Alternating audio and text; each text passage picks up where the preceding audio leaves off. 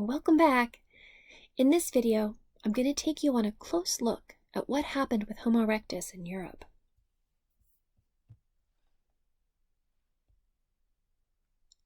In the previous video, I showed you this map of the world, pinpointing many archaeology sites across the Eastern Hemisphere to give you a sense of the diaspora of Homo erectus, as represented by the stone tools they made. While the stone tools they preserved across this vast geographic spread, while there are lots of these tools, we don't find anywhere near as many fossils. Many of these sites only have stone tools preserved, no bones. Through the quirks of weather, local climate, and the activities of the people who have lived in the region for the last century or two, we have found many more fossils from Europe. Bones decay more quickly in warmer climates, and the caves of Europe have preserved quite a lot of fossils, giving us some insight into what happened there. Let's check it out.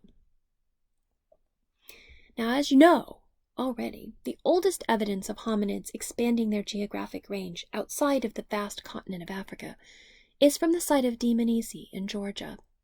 The site dates to 1.8 million years ago, and we have at least 5 skulls recovered so far, all of them Homo erectus. One of the best studied and richest fossil records of hominids in Europe comes from what is now Spain, way over to the left on your screen. There's a little star I put there. Our story now moves to a small city in northern Spain called Burgos. The city was technically founded in 884, over 1100 years ago, but actually, hominids have been living here for over 1.2 million years. Just outside of town, when the railroad was being built, a large network of caves was opened up, and the bones of those long-ago cave occupants were revealed. These are some of the most complex and sophisticated excavations going on today, and the Spaniards who first discovered these sites have built an incredible team of scientists and infrastructure around the research. If you ever have the chance to visit northern Spain, you should go check out the huge Museum of Human Evolution. And you can visit next door. I'll be there at the Centro Nacional de Investigación sobre la Evolución Humana, or the CNIA. I'll be spending a lot of time there starting in January as a research professor. But anyway, let's get back to the fossils.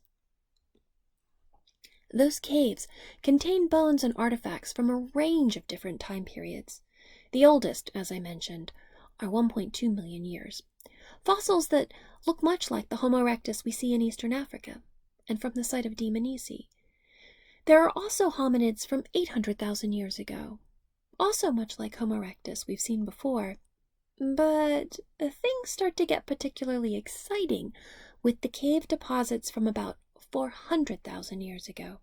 But I'm getting ahead of myself here. Let's go through the evidence in Europe chronologically. We'll come back to Spain in a minute. But first, I want to take you to Germany, to a fossil site near the town of Heidelberg. This mandible was found back in 1908 from a quarry, which is how many of the fossils from the late 1800s and early 1900s were discovered. Notice that it has no prominent chin. You'll see the impressive human chin in your Module 4 discussion section, so make note of this mandible in your mind. This fossil, with its lack of a chin, looks very much like Homo erectus. There are others, too, from the same time period. A tibia, also found in a quarry, from a site called Boxgrove in England. Clearly, Homo erectus was all over Europe by 500,000 years ago. By 400,000 years ago, we have pretty conclusive evidence of how these people were making a living. They were definitely pretty sophisticated hunters. At a coal mine near Schöningen, Germany, an absolutely spectacular discovery was made. In this photo, you're looking at an excavation. The bones that you can make out, they're the remains of a wild horse. And the long, skinny stick? Well, that's a spear. 8 spears have been discovered, and at least one of them was actually found through the skeletal remains of a horse. let's look at another photograph of some of those spears. They aren't just skinny sticks, but rather they're pretty impressive. They show a pretty impressive amount of engineering. They're weighted so that the aim would be more accurate when they were thrown. Here are more photographs of the excavation. It's incredibly rare to find evidence of a tool in use in the archaeological record.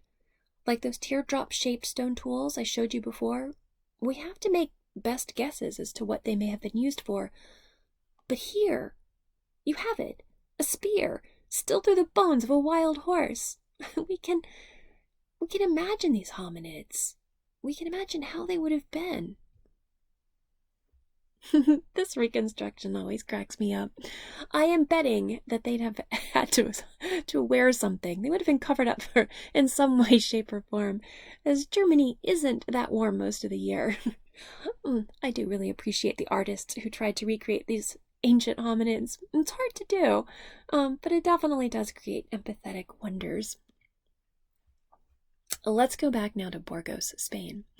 The same time that those spears were being thrown near Schoningen, there was another population of hominids still living in Spain. I guess Burgos must be a really nice place, huh? So, there is a 400,000-year-old cave site called La Cima de los Huesos, the Pit of Bones. I've included a photo of the main excavation team here, but really, the site was discovered by teenage boys from the local village. The bones in this cave are not easy to get to.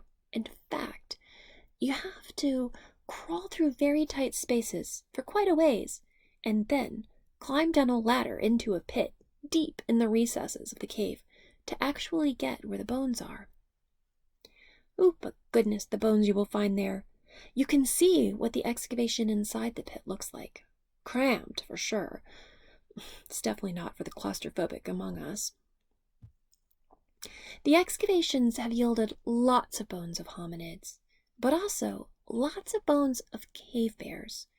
The teenage boys from Burgos, they used to climb into the cave to retrieve cave bear teeth to impress their girlfriends, and at some point, someone who knows something about teeth realized that while most of those bones were of bears, not all of them were. Some were hominids. So far, tens of thousands of fossils have been recovered from the excavation. Over 2,000 of them are hominids. What seems to have happened is that the remains of hominids were in the cave, and as bears were looking for a place to hibernate, sometimes one of the bears would fall into that last drop where the hominid skeletons were. The bear was then stuck and couldn't get out. As you might imagine, the bear then kind of freaked out before eventually, unfortunately, dying, and in the scramble to try to escape, the hominid skeletons were disarticulated and mixed together. So, for the scientists, figuring out what bones go with each other to make a full skeleton, that's been quite the task. Now, one of the peculiar things about this site is that there isn't anything else, only bears and hominids. No other animals, no archaeology. Well, that's not exactly true. There has been one stone tool found. One. Does this remind you of anything? How about those teardrop-shaped stone tools we see all over the Eastern Hemisphere? The ones associated with Homo erectus? But the funny thing about this one is that it was never used for anything. The edges are pristine. The type of stone? Ooh, spectacular. You can kind of see the red of the stone here, but in person, it is even more remarkable. This stone isn't the kind of rock you would ideally choose to make something sharp, but it might be exactly what you'd choose if the color was what you were going for. So, just this one stone tool was found in the excavation, alongside dozens of hominid remains. Was this a burial site? Did the stone tool have symbolic meaning? We don't know, but it certainly is provocative. 400,000 years ago. Who were these people who may have been throwing the remains of their dead into this pit, way back in the depths of a cave? Who made the redstone tool and tossed it in there, too? The shape of the bones suggests that they weren't really like Homo erectus anymore. By 400,000 years ago, the people, or whatever you want to call them, living in the northern part of the Iberian Peninsula, they were looking more and more like another population of hominids that you may have heard of before, the Neanderthals.